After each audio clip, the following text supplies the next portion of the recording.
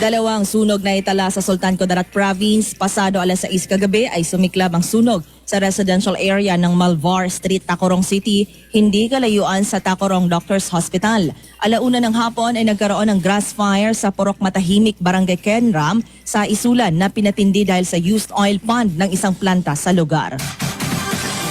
Butig, Barira Road, formal nang binuksan ng Ministry of Public Works. Ito ay konkretong kalsada na magdurugtong sa mga komunidad na sakop ng Lanao del Sur at Maguindanao del Norte. Dati, tanging sa National Narciso Ramos Highway lang ang daan mula Maguindanao del Norte patungong Lanao del Sur at Marawi. Kidapawan City, top 1 sa city category ng 2026 Subaybayan Second Assessment ng Department of Interior and Local Government o DILG-12. Mobile Blood Donation Program ng Kidapawan City LGU gagawin ngayong umaga sa Barangay Malinan Gymnasium. Magsisimula ang bloodletting activity alas 8 ngayong umaga sa ilalim ng temang Give Hope, Save Lives, Be a Hero, Every Blood Donor is a Lifesaver.